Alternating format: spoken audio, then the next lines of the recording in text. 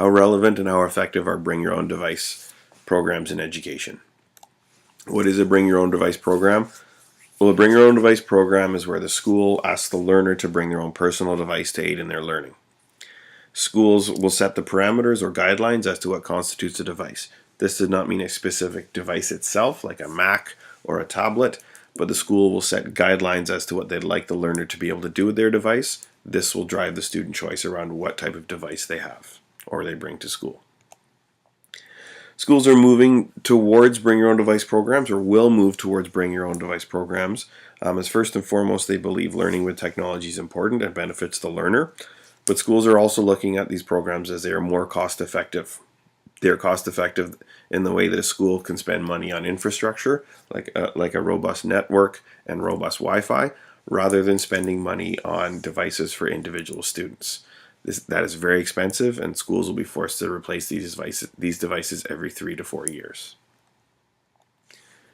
If we make the leap or assumption that learning with technology improves student learning, then bring your own device programs certainly have a future in education.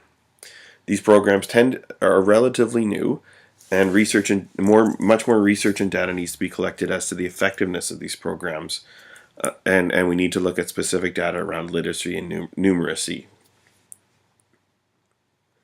Schools that have adapted these programs do point to their improved results, but they also point to something else, and the research backs them up. The research shows that when a bring your own device program is implemented effectively and appropriately, these programs increase student engagement.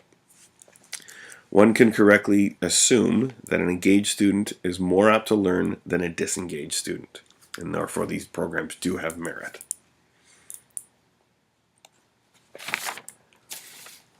Implementing a bring your own device program can be the first step into more mobility in education.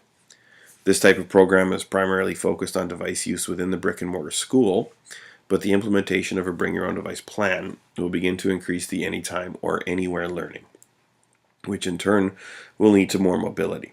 This is perhaps one of the most appropriate ways to move towards more mobility in education.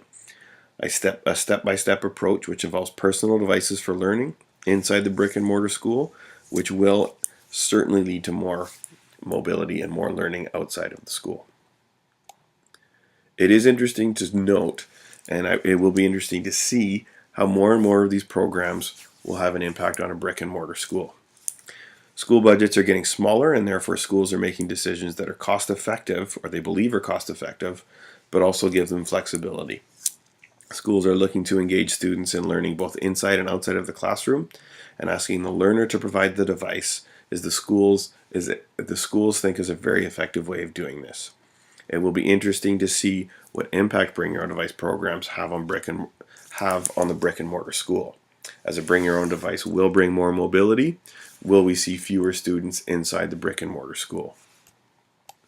I do want to acknowledge that I have not discussed appropriate ways of implementing a bring your own device program. I have not discussed many of the perceived problems with a bring your own device program, nor have I discussed many solutions to these problems. This presentation is merely looking at bring your own device programs and mobility.